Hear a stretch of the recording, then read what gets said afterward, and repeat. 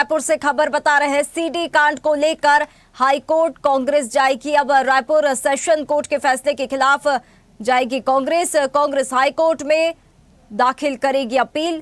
Case discharge किया जा चुका था, अब सीबीआई ने सेशन कोर्ट में दोबारा अपील की। मार्च 2025 में सीबीआई की विशेष अदालत ने फैसला सुनाया था, भूपेश बघेल को सभी आरोपों से बरी कर दिया था। भूपेश के खिलाफ मुकदमा चलाने का कोई ठोस आधार नहीं है, कोर्ट ने कहा। इसी फैसले को सीबीआई ने चुनौती दी। सेशन कोर्ट में दाखिल की रिव्यू पिटीशन। तो क्या है सीडी कांड की कहानी, बताते हैं आपको। राजेश मूणत का वीडियो बताया जा रहा था। पुलिस को दिल्ली में सीडी बनाने का इनपुट मिला था।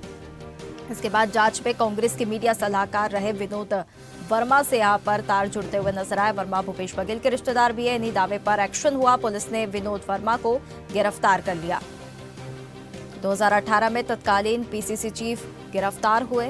बीजेपी नेता प्रकाश बजाज ने शिकायत दर्ज कराई। इसे लेकर 26 अक्टूबर 2017 को पंडरी थाने में पहला केस दर्ज हुआ। बजाज की दर्ज पर एफआईआर दर्ज की गई। ब्लैकमेलिंग का जिक्र यहां पर सामने आया। सीडी के आधार पर दूसरे आरोपियों तक पुलिस पहुंची। अक्टूबर 2017 में कथित सेक्स सीडी सामने आई। राजेश मूणत का ये वीडियो बताया जा रहा था। चलिए, इस खबर पर अधिक जानकारी के लिए हमारे साथ संवाददाता हिमांशु पटेल जुड़ गए हैं। हिमांशु, सेशन कोर्ट में सीबीआई ने जो रिव्यू पिटीशन दाखिल की है, क्या कानूनी आधार है, कोर्ट ने इस पर क्या कहा है, फिर से ये मामला उठता हुआ नजर आ रहा है सीडी कांड का? देखिए, जिस तरह से छत्तीसगढ़ की सियासत में पूर्व मुख्यमंत्री भूपेश बघेल जो है सीडी कांड को लेकर काफी चर्चे में रहे हैं और उसको जेल भी जाना पड़ा था इस पूरे मामले को लेकर।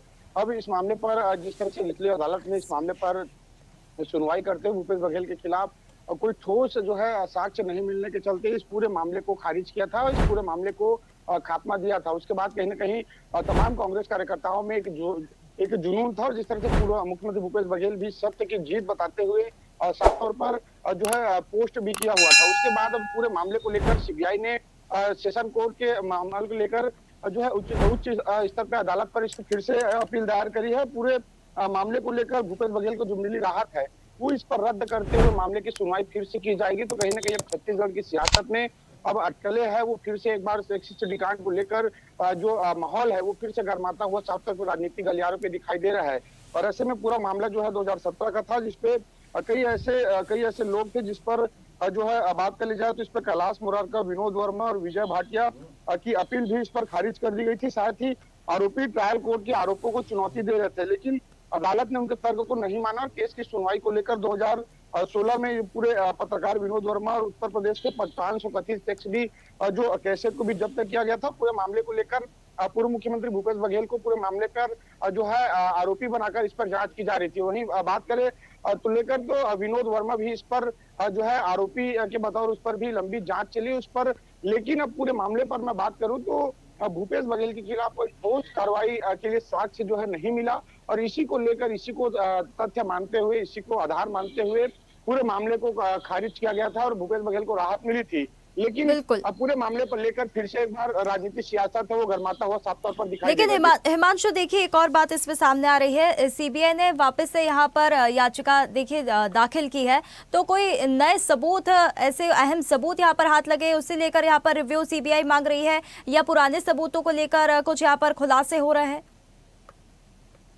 देखिए, सीबीआई ने पहले तो 6 आरोपियों के पूरक चालान में जो है नाम दर्ज किया गया था, नामजद आरोपी बनाया गया था। उस 6 आरोपियों से पूछताछ भी हुई।